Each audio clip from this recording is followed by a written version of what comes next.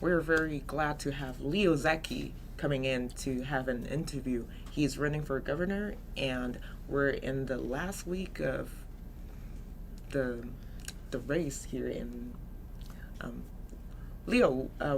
What makes you think of running for governor? What you bring the changes you can bring to California, and I know you have a whole plate. Oh yeah.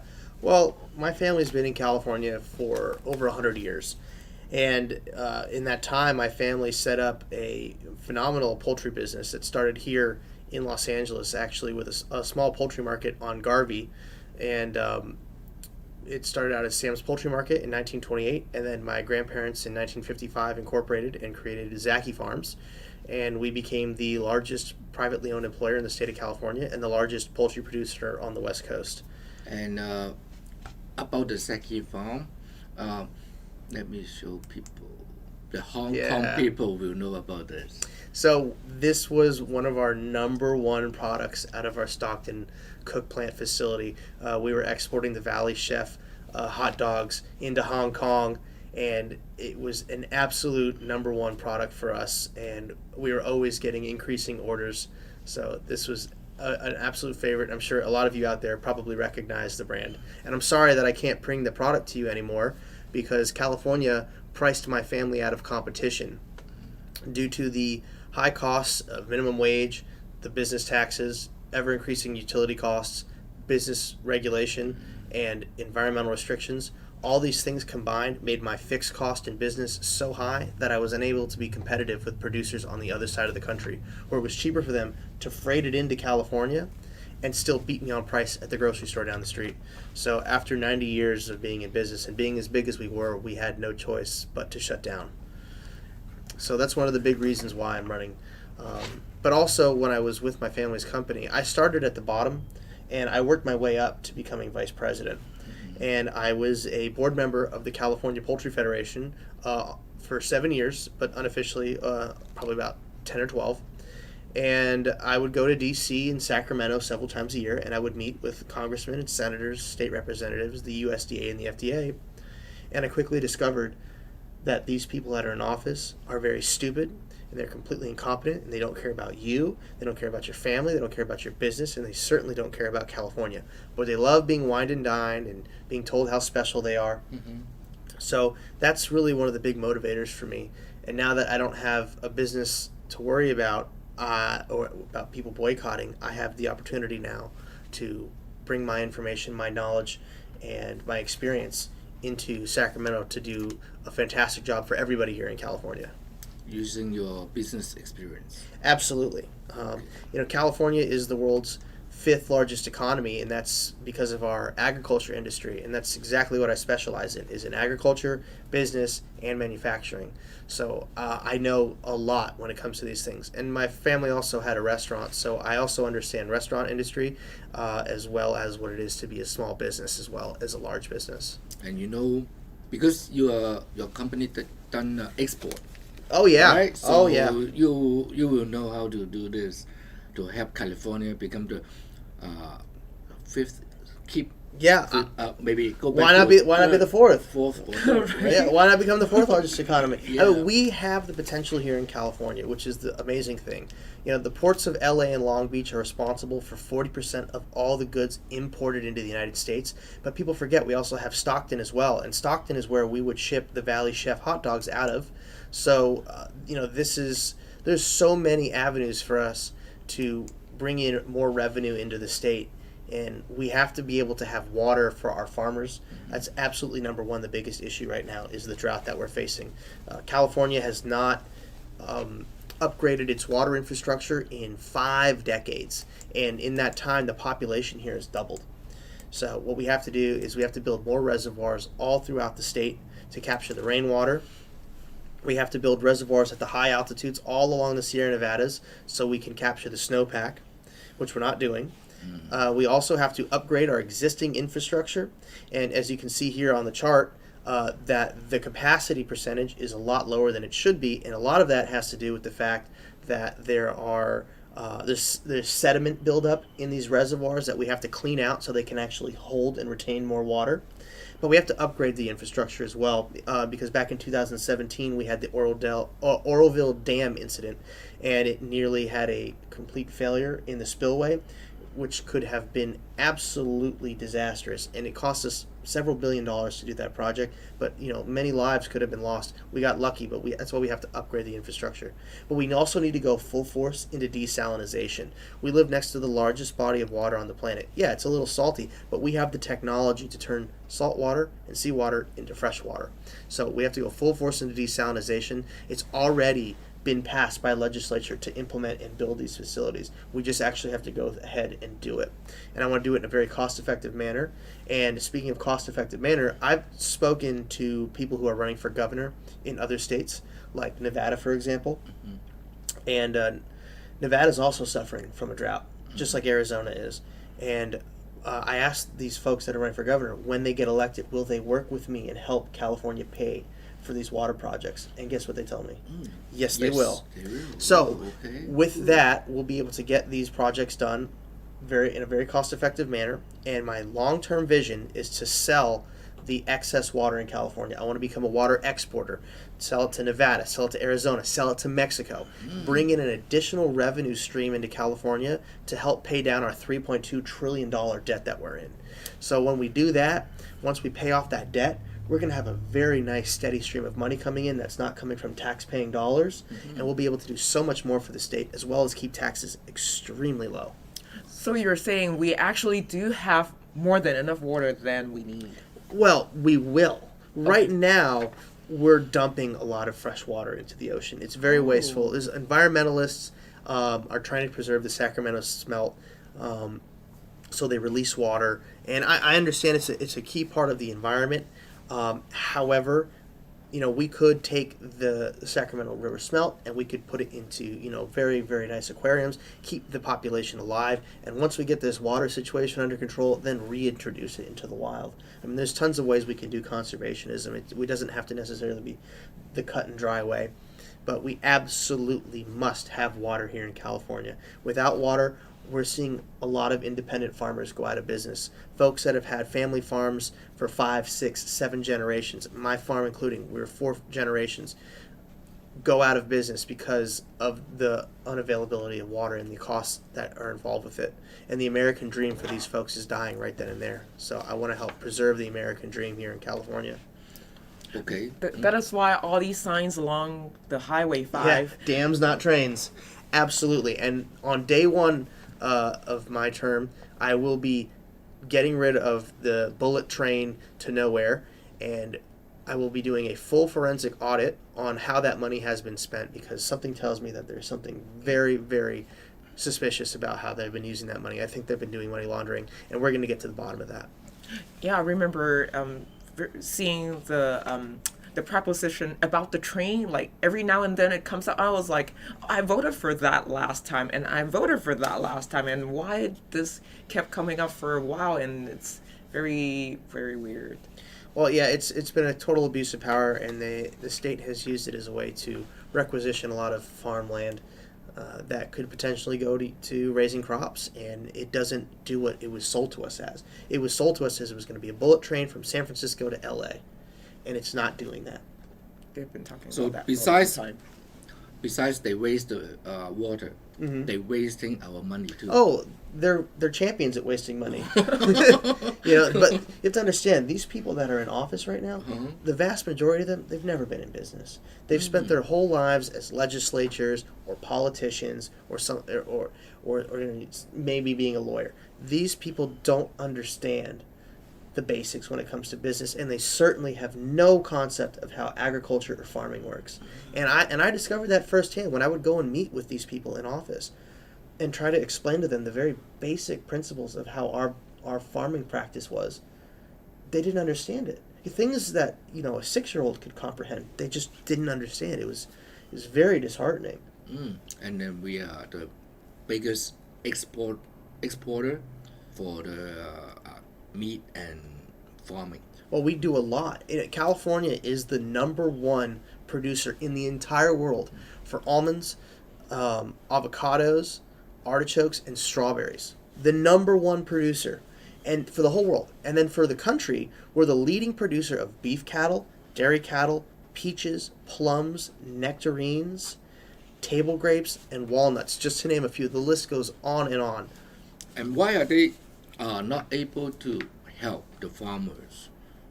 Or they do it in purpose? Well, I think part of it has to do with they're doing this intentionally, and then they also have bad information from environmentalist groups. So what the state will do is that they'll say we need you to show us this information that we want, and they'll give grant money to the UC system to then work backwards to show them how they could get to the answer that they want to be able to present.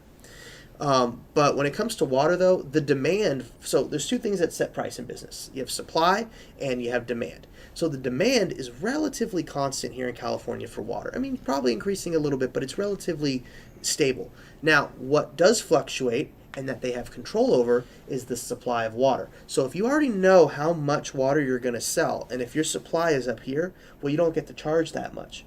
But let's say you artificially bring down the supply of water, now you can get away with charging a much higher price. So this is about money. This is about money, absolutely, for the state. Not to help the people. This is about lining their pockets. It's a very short-sighted plan, and it has very long-term consequences. I can tell one thing is because I moved here from San Francisco, the utility bills up north is way higher than the utility bills in Los Angeles down south. Not saying the bills are low here, but they're playing really weird figures among different parts of the states, and it's very unfair. It's very not right. It's very abusive of what the utility companies and the government are. I think they're very much in together to create this. Yeah, well, without a doubt. You have to ask the question all the time, cui bono, which is Latin for who benefits. So I think that's a good question. And then so in your plan, you need to work with the environmentalists. Right. And the environmentalists. Work around. Yeah, with. But is it most environmentalists climate change maniac? That's what they're saying. I mean, do humans have an impact on the environment? I mean, I think it'd be foolish to say that we don't. To the extent that they're making it out to be, I'd say is a bit excessive. I mean, yes, we should try to limit our pollution. Obviously we shouldn't litter, but if you want to create and you want to have progress, those are essential, necessary parts of it. I'm not saying polluting, but I'm saying when it comes to production, like, yes, you're going to have carbon emissions. Yes, you're going to have dust being kicked up, but this is how you get the things that you want. It's life. There's with every action, there's an equal and opposite reaction. And we have to be able to create to make progress here. So you will work with or work around? Well, listen, you have to be able to present sound, logical, common sense arguments and back that up with data, which we can do. And there are people that are going to be absolute zealots and not willing to budge and not willing to listen, and that's a big problem. See, I'm someone who's willing to learn and listen always. Just because it's not my idea doesn't mean it couldn't be a good idea or the right idea. And we can always take bits and pieces from different things and apply that to the solutions that we've already developed to make them even better. But when it comes to like the environmentalists, like they blocked the desalinization plant there down in Orange County just a few weeks ago. And they said because the high levels of salt would kill the sea life. Well, I think there's a lot of other ways that we can go about it. And yes, it's true. The vast majority of sea life does live near the shoreline. So why not create an exhaust pipe and an intake pipe and build them way out to sea where they won't have the same kind of effects on the sea life? I mean, it's common sense things. I mean, we have the transatlantic cable that was laid over 100 years ago. Why can't we do simple things like make a really long straw? So, like, the environmentalists, they only brings out the problem or brings out the question, right? Or how you going to help the environment, right? And then what happened is the politician right now, all they do is answering the environmentalists, and they not trying to give them the solution. Well, we have to find a balance. There has to be a happy medium. But the environmentalists, they're complaining about carbon dioxide, right? Yeah. Okay, well, what's the number one way of getting rid of carbon dioxide? Getting rid of people. No, Bill Gates. No, it's Okay. it's trees and plants, green living plants. They are the ones that take the carbon dioxide and they turn it into oxygen, which we need. So how can we have more green plants with fresh water? And it doesn't have to necessarily be trees. Strawberry plants, avocado plants, all the crops that we grow. They breathe carbon dioxide and output oxygen. So if we have more fresh water and we have more crops, we'll have less carbon dioxide in the process. And if we can do more irrigation to have fresh green lawns and take care of our yards, we'll have more plants that take in carbon dioxide and put out more oxygen. Yeah, This is how we can clean the environment, but it takes water. Instead of limiting us for watering our lawn. Right. Exactly. Yeah. Or limiting our shower time. Right. You'll have less dust. You'll have less carbon dioxide if you have more water. Is there going to be a cost in the beginning? Of course there is. But will it pay itself off? Absolutely. And especially if we have such an abundance, I mean, why not? Why not turn the deserts green if we can? If we have that much. So here's the solution. It's pretty simple. Yeah. I mean, water, it's the basic foundational molecule of life on this planet. We have to have it. We absolutely have to have it.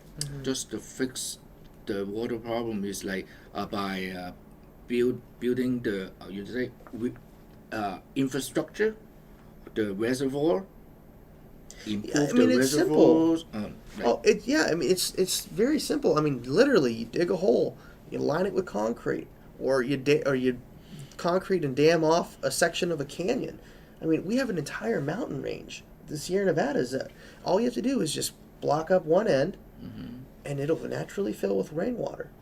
Okay. It all can be done, but we also have to do things like not penalizing people for harvesting their own rainwater. Did you know that it's illegal to harvest a certain amount of rainwater in California? I have no idea. Yeah, it's against the law. How about that? I want people to be able to have their own water harvesting abilities. Why not? It's water. It should be free and available for all. You have to pay for the air you breathe? No. So why should you have to pay for the water you drink? There's nothing. It comes from the sky.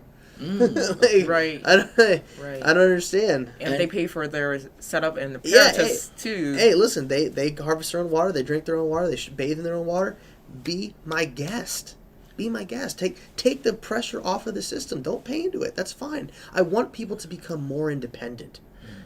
Right now the government has a big problem with creating a dependency on it, and we have to create independence and independent mindsets for folks and give them the avenues to become more independent. And once you start a project of improving a reservoir or improving or building reservoir, that is another good plan, good project for jobs. Absolutely. For jobs. Well, part of it actually plays into my homeless solution. Okay. Because part of my homeless solution is to actually teach those folks basic job skills, and some of those job skills will include things like sanitation, basic firefighting, agriculture work, and basic construction. And part of basic construction is simple stuff like using a shovel and laying concrete. And we'll use that labor. They'll get paid. They're going to earn a living wage doing anything that they do. But there's over 180,000 folks living on our streets in California. I would estimate closer to 250,000. But by giving them the tools and putting them to work and paying them, we'll be able to build these projects at a far faster rate and getting the results we need much sooner. In that, we will need a lot of civil engineer, right? Well, we always need civil engineers. Yeah, because in that case, civil engineer won't only building bridge and roads and stuff, or some architect, engineer. Mm-hmm. All they do is trying to figure out to build more buildings in the city, right? Right. So it's kind of like diversify our job market. Well, yeah, but right now this is something. I mean, we don't necessarily need more buildings. Yeah, we have enough. We need more empty office. We need more water. Yeah, we need water before. Yeah, and we have enough empty office in downtown LA, and then they are still trying to build more buildings. Right. Why? Because Well, about job security, right? Well, I think that has to do with turning your liquid into a hard asset, and then having that hard asset be something that you can borrow against. I mean, and then if you need to sell it, then you can do things like a 1031 exchange, which is a tax-free way. There's a lot of moving parts in this. Okay. Yeah. Okay. So it's in a sense, government is helping a lot of. I would say, is it money laundering? Do we have to go that far? I would be surprised if there was no money laundering going on. Oh, okay. Think about it. We have spent so many billions of dollars on this bullet train, and they have completed so little, and it's not even operational. It's way behind schedule. It's way over budget. Yep. Where's all this money going? Right. Right. And there's even there's like $300 million that's unaccounted for on our state budget, and they won't tell us where it's gone. They have a nice website. That's all. Yeah. I can get a website done for pretty cheap. Yeah. I know some people. See, so that's what we need is diversify, like spread out the job market. Like the old day. Everyone jumped into programming. We're doing the .com era, right, and it's kind of like squeezing on the one job. Well, we need more technical skilled people. I mean, we actually have a shortage right now of plumbers and electricians and general contractors. Yeah. So I want to be able to provide the opportunity for folks to go to trade school. College is great. Don't get me wrong. Is it necessary to be successful in life? No, absolutely not. But like I said, I know a lot of folks that have gotten into a trade skill-based business, and they are doing far better than a lot of people I know that actually went to college and got degrees. So I want to promote trade schools here in California. That way we have people with technical skills to be able to go and provide the necessary tools we need for all the big projects that we have to build here in California, including the water project, including the energy solutions that I have for California. I mean, there are a lot of things that we have to focus on, and they can't necessarily be, politically bound. We have issues in California, and they're affecting everybody, and that's what I'm running for. I'm running for all California. This isn't about Democrats or Republicans, left or right. This is about fixing all the issues that we have here in California. There are so many things that are broken. Nobody's putting forward a sound set plan on how to do it. Well, except for me. So that's why I'm running for governor, because I have thought out common sense solutions to this. And you have a question? Why do you think there is so much incompetency in our current Sacramento government? A lot of the policies that they push for are even pernicious to the state. Well, I think there's a lot of reasons. Our education system right now is failing. We are 49th in the nation overall in education. We're dead last when it comes to high school graduation, and we are the 5th highest funded education system here in California. So, the education system is definitely contributing to poor decision making in government because they had to grow up and go through the system, and then now they're in office and they didn't really get a great education. But it's more than that. You have outside factors that are playing in. Where these people are getting their finances from are the ones that they then owe favors to, and then those are the ones that are pulling the strings behind them. So there absolutely is a man behind the curtain. Okay. Or a group of... Or several nefarious groups of people. If I mention names like George Soros, does that mean anything? Right? Yep. We know about this guy. Is he the guy? Is he the kingpin? No. He's absolutely one of the big financier money man. He's the bag holder for the money, but he's his associations with organizations like the World Economic Forum. Those are the ones that are telling them how to make things happen and to do certain things, because they're trying to push us into a one world government right now, and we're seeing that take place. That's why they're going to have Congress and the Senate pass legislation to have the World Health Organization and the World Economic Forum have more say over our lives. So by your plan is pretty good. It's like all around. Besides having water, having job, also solve homeless issue. Right. Well, they're all complementary. That's the cool thing. Yeah. So my solutions, they're all complementary. They all build on each other. So, you can have one without the other, but when you do them all together, they become more cost effective, and the effectiveness at getting things done in a timely manner happens a lot quicker. But part of the homeless thing is we have to identify what the root cause of the problem is. Okay. And in California, I'd say just in general, but for sure in California, it's a mental health crisis compounded by drug addiction, and it's exacerbated by that failing, if not failed, education system I was mentioning earlier. So now we know the cause of the problem, which is the most important thing. You have to know what's causing it, because all we're doing right now is treating the symptoms. Putting homeless people in hotels that is very expensive is not doing us any favors. It's only costing us a lot of money, and you're not helping them. You're only giving them a place to do their drugs, and they'll wind up not taking care of those places, and it costs us even more money. So now we know the cause.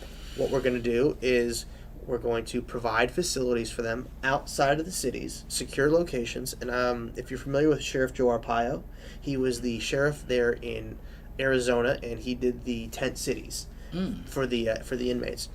Now, Tent city for the inmate? Well, they did it for the inmates, but I want to do this for the folks that are on the street. And I can tell you right now, if it's good enough for the inmates and it's good enough for our soldiers, it is far better than the squalid conditions that these people are currently living in on the streets. And it'll be a secure location where they won't have access to drugs, but they will have access to treatment. They'll learn how to properly medicate and manage their mental health crisis. They'll learn how to overcome their drug addiction. And while they're there, they're going to learn a job skill, like I mentioned earlier, in agriculture, in construction, in basic firefighting, in sanitation. And if anybody out there has a suggestion for something, please tell me. I would love to incorporate it into that. But they'll, like I said, they'll earn a living wage. They'll get the job skill. They'll overcome their addiction. They'll learn how to manage their mental health crisis. They'll be eligible for government-assisted housing when they're done with the project, have money in their pocket, and anybody who hires them coming out of the program will get a tax incentive for doing so. This is how you end homelessness, by teaching a man to fish, not giving a man a fish. So besides taking care of homeless, Mm-hmm. it will also, your plan will also incorporate helping the public safety too. Oh, of course. So we, Right, well, a lot of people are making money, so they don't have Oh to yeah. work. Oh, They don't believe have- it or not, we actually have. There's a lot of criminals that are hiding out on the streets, living as homeless, and this is a way that they're able to avoid detection. Yeah. So, not only will we be able to find criminals that are either hiding from the law or committing crimes, we'll get them off the streets. It's Yeah. going to make our neighborhoods far safer. Yeah. And our businesses, people want to open businesses. You don't want to have a business where you have homeless people living and defecating in front of it. It's not a good look. People Yeah. don't want to go there. They don't feel safe. Yeah. You want to be able to take your kid and enjoy the parks, but you can't do that when you have people camping out there and using intravenous drugs. Mm-hmm. How do you know there's not a needle in the sand pit? Yep. Yeah. We've already seen this issue. A little girl was at Venice Beach with her mom. This was a few years back, and she's playing in the ocean. 12-year-old girl steps on a hypodermic needle. Oh. This is the problem with the clean needle programs. We're enabling these people to do drugs. Mm-hmm. I understand there's a whole risk with AIDS, but you also have to understand that's the risk these people take when they choose to do these drugs. Because just because you're providing them with a clean needle doesn't mean they're going to be responsible in disposing of it. And all you're going to do is spread more of these dangerous and deadly illnesses to unsuspecting victims. That's what the problem with the current government right now is. They try to solve one problem and create 5 more. Right, because they're not targeting the root cause of the issue. All that we're spending millions, if not billions, of dollars on the symptoms, and we're not treating the root cause. It'd be like somebody having cancer and having nausea from the cancer, and instead of treating and removing the tumor, we were just treating your nausea symptom. It doesn't make sense. So I'm talking about removing the core issue and fixing it at its source. and down to the bottom is the water plant, right? Well, Once the water I mean, it all And- flows together. problem solved, all other problem will also solve together. Right. I mean, and with the water, we'll have more farms and more crops, which will create more jobs. Okay, and the more jobs we have, the more employment we have, and that's the other thing. It's because it's a key part of our economy. You know, the number one way to prevent crime is to have a robust, strong economy, Yep. and water will help promote that. Absolutely. Okay. But there's more to it. We have to make business. We have to make California a far more competitive state when it comes to business. That's what put my family out, was this lack of being able to be competitive because of the high cost of minimum wage, because of the overregulation, because of the business taxes here in California, and the environmental restrictions and the utility costs. This is not making California a very competitive state for business, and that's why you see companies like Oracle and Tesla leave. Even Toyota decided not to have their headquarters here, and they moved to Texas. My family, the largest privately owned employer in the state, closed down because of California. So we have to lift regulations. We have to stop raising the minimum wage. We have to find better ways of going about managing our environmental restrictions. But I want to bring things that haven't been brought forward, like having a business tax moratorium. So let's say you're in business. So for your first 5 years, or the first net $1 million you make as a business, obviously there'll be some we'll have to build in framework that doesn't allow people to abuse the system, because they will find a way. This is what people do. But let's say your first year of business, you net $250,000. Keep it. You're not paying business tax on that. But you have to reinvest it into your company, and it cannot go to salaries. Oh, wow. I mean, because in business, Okay. in business, Interesting. right? In business, if you don't grow and you stagnate, you will eventually die. Yep. You have to constantly grow as a business. And I have nothing against big business, because my family started as a very small business, and we grew to becoming a very big business because the laws in the legislature in place promoting business in California were in place. But we shrank and shriveled and died because they become unfavorable. So I want to help promote business here in California, big and small. And if we do that, you'll have more people coming back to the state, more companies, which will bring more jobs, and then you'll have folks here have the ability to create a business, which will create more jobs. Yeah. And having been in the restaurant industry, I can tell you that it's very difficult. So you want to start a restaurant, you have an idea, okay, so you spend your first 3 months of being in business with a location, right? You get a location, now you're paying rent.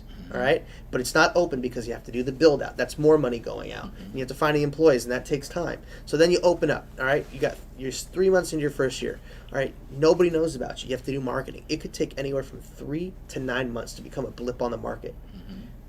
And now you're at the end of your first year, and maybe you haven't done so well. That's why 90% of small businesses and restaurants fail within the first year. Yep. That's why I want to give people this opportunity to have that bit of an extra cushion, and that they're not penalized.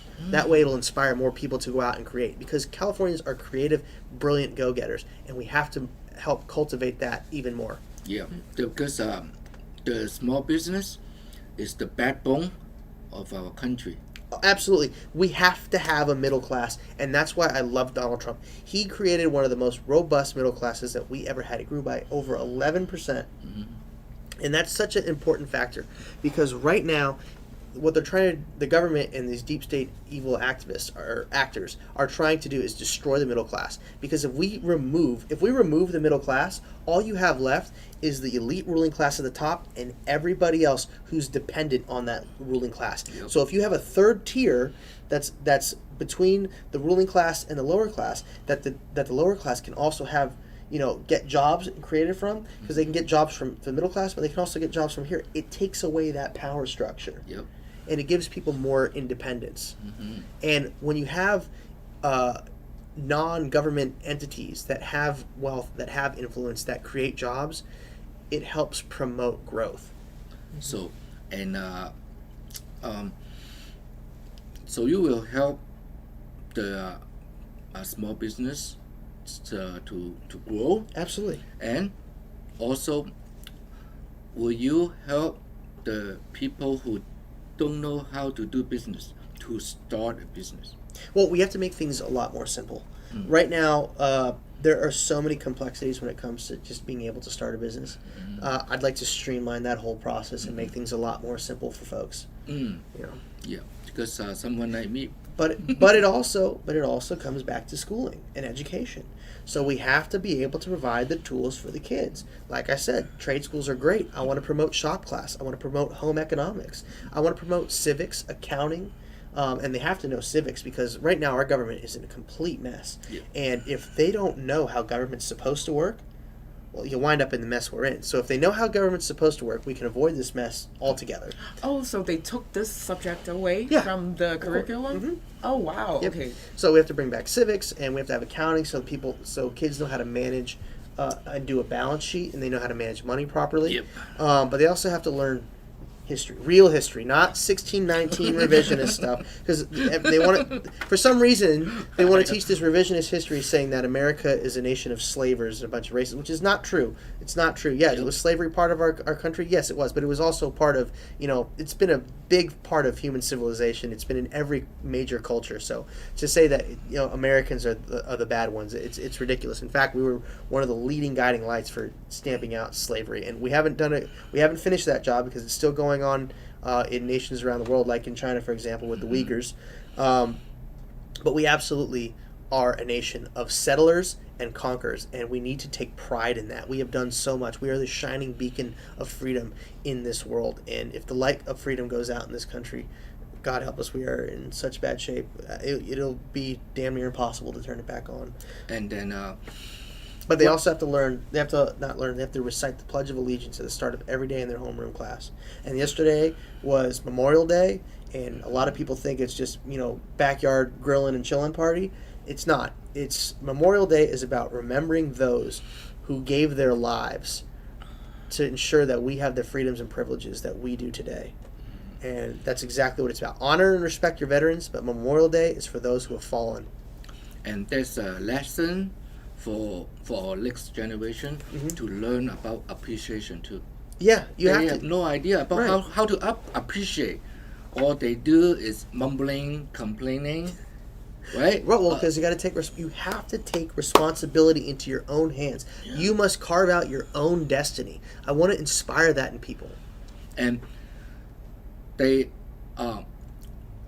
what was that called? Trophy they did Participation award. yeah, Stupid. yeah, participation So award. stupid. We let There's nothing. Let me tell you something. There's nothing wrong with losing. I mean, losing Yeah. sucks. You don't want to Yeah. lose. You want to win. But you must use it as a lesson. Now, you can either be, hey, maybe this isn't the thing for you. You should try something else. Or you can take it as, what did I do wrong? What did the other person do better? How can I change? What can I do different to become better? And how much harder do I need to work to become that winner?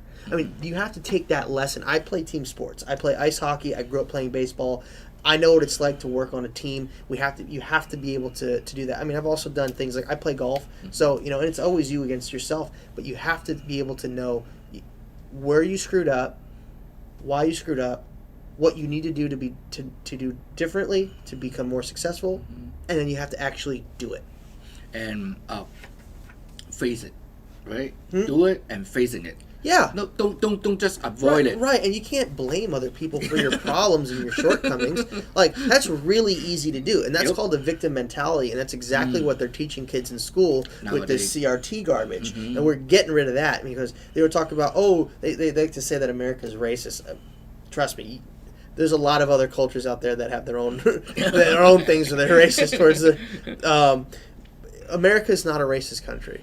And teaching kids that they're different because of the color of their skin goes Right. against everything that we have fought for and civil rights and what this nation is founded on. If all men are created equal, don't tell me that because I'm white, I'm an oppressor class, and if you're brown or black, that you're a victim class, or it's ridiculous. We're all the same. I'm not looking at that. I want to know if you're a good person. That's what makes you a good person. That's what separates folks from me.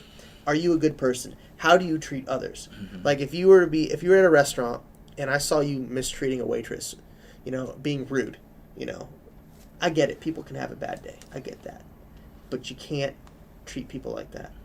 You can't, or a valet attendant. You can't be rude to the valet attendant. If they screwed up, if they crashed your car, yeah, I'd be mad. That's fair. But oh, this took forever to get my car. What's wrong with you? Blah blah blah. Come on.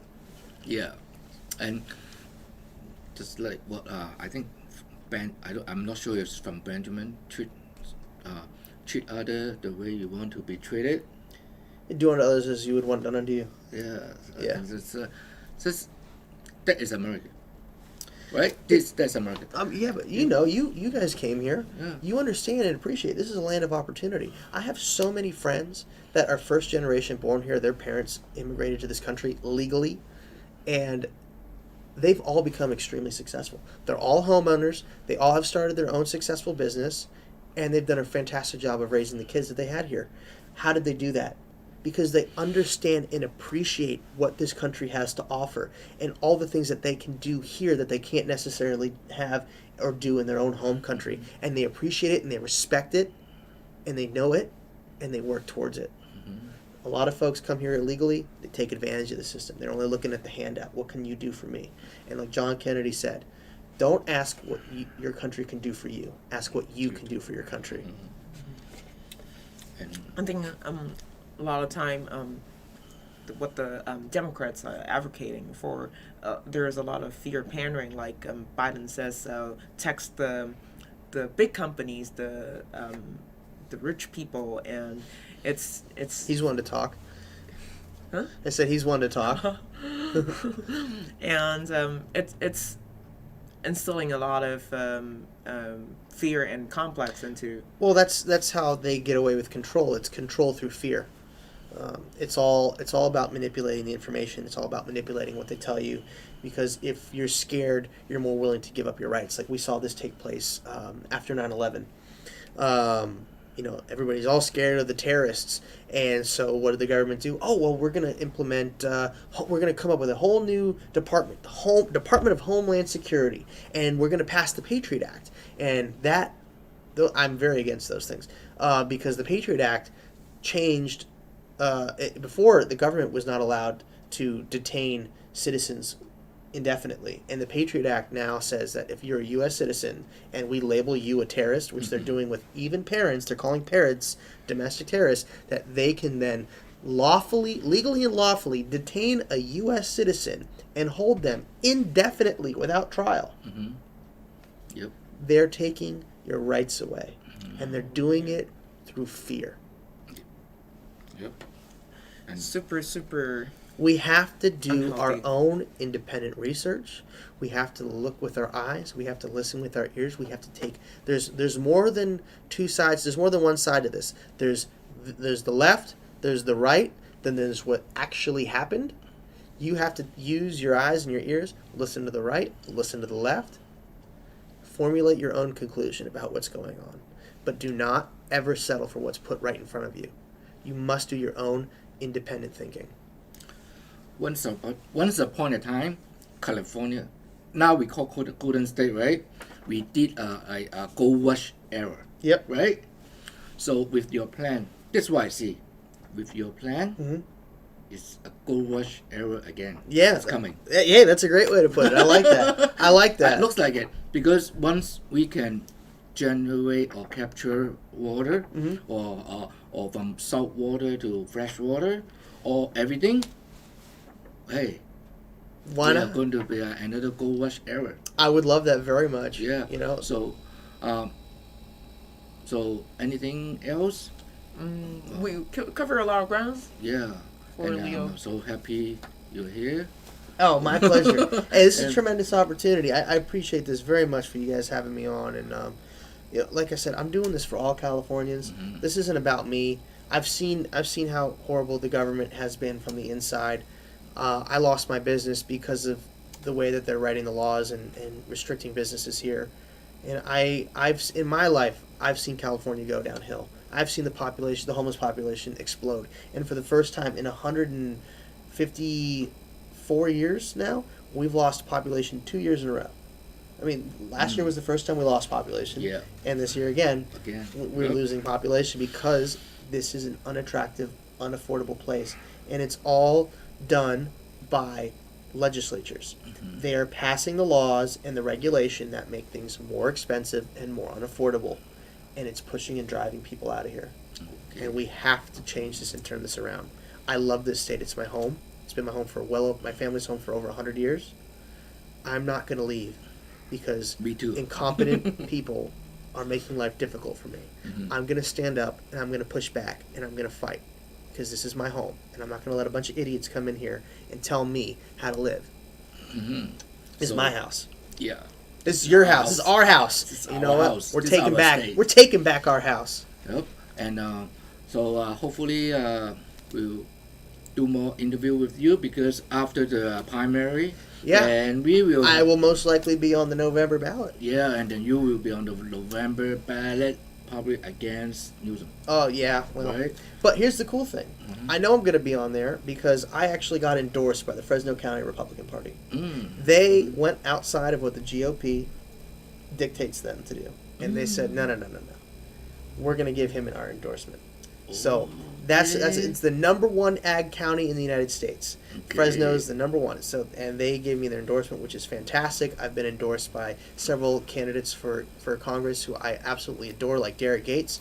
Also, I got an endorsement from America Matters Media and Eddie Floyd, who for the first time in 43 years gave me their endorsement. They've never done this for any other candidate in any office. So that's a really great and high honor, and I get phone calls every day because people have read my candidate statement. If you go online to the Secretary of State websites and look up the candidate statement, I have it written online. You can read my candidate statement, and I get calls every day from people telling me they're independents or liberal Democrats, and they're tired of the hypocrisy from the left, and they're looking for change. They like what I wrote because I wrote it. It's from the heart. It's all sincere. And they want to ask me a few more questions, and I answer honestly and truthfully and in great detail, as you can probably tell. And at the end of the conversation, they tell me that they will be voting for me. So I can see this coming. And your website is very easy to remember too. LeoZacky.com. LeoZacky.com. It's really simple. And then, I'm on all the social medias. I'm on Twitter and Instagram, Getter, Gab, Truth Social, TikTok. I hate social media, but I have to do it to be more accessible. And then also, my YouTube channel has fantastic videos that I've done, and you can see this great interview that we've done here today, as long as other ones like my Cal State University San Bernardino interview. We saw it. All right, Yeah. immense detail, right? Mhm. That's exactly what you're going to get with my solutions. I've thought this out. I'm not going to say, "Oh, this is wrong. We must change this. This is bad. We must fix this." That's great. We can all tell you about what's wrong. I think you guys all out there want to know, what can I do to fix this? And I'm telling you, I've got the plans in detail. And, well, good. I love your messages because many candidates have talked about homelessness, public safety, etc. But you talk about the agriculture from the deep. Who in California can live without food and Like yeah, the core issue. Yeah. So I'm probably I can almost guarantee that I'm the candidate with the most history in this state. I might know a thing or two about it. Okay. So hopefully we will see you, and then we will help you to get more Asian or Chinese or my friends to vote for you. Everybody. Okay. I don't care what you are. Oh yeah, but because my channel are more Asian. Yeah, but I think Latino, they got misinformed. They got a lot of misinformed too. Yeah, but you So know what's if you can What I think is great, though, I mean, even in the Hispanic community as well as the Asian community, you guys have directly seen communism. Mm-hmm. A lot of you, if not your families, have fled it, and you know about government overreach, and that's why y'all came here because, well, America doesn't have that. But California is slowly becoming California, Yep. and we need to put the brakes on that. And Me too. because right now, we are on the verge of losing everything. Our dollar is in the toilet. The economy's doing terrible. We have people focusing on, in my opinion, things that are not as important, like social issues, when we are running out of water and we are running out of jobs and people are fleeing the state. I think those, in my opinion, take precedence over the social issues. Yeah. So, if what I always say is, if they flee their country for a better life, but the place where they end up is same thing as the country where they feed from, Mm-hmm. what's the point of coming? Right. Well, and we have but we have the ability to and the opportunity to voice that change that we want to see, and it's up to you, all of you, to go out and vote. And I know people are worried about election integrity, and I understand that there absolutely is election integrity issues. But I will say this: they want you to feel small. They want you to feel worthless and like you have no value. And I'm telling you that you absolutely have value, and you absolutely have worth, and you have a voice. I'm just like you. I am no different. Yeah, I registered to get on the ballot. That's the one thing I did. But I need you to go out, and I need you to cast your vote. Because even if you think it doesn't matter, I'm telling you it does. Because the more of us that turn out to vote, the less that they can cheat. They can't have more voters than, ballots and voters, and it's not, or population. It's not possible. And we just saw this take place in Virginia. They had an 89 or 90% voter turnout, and we got the results we needed there in Virginia.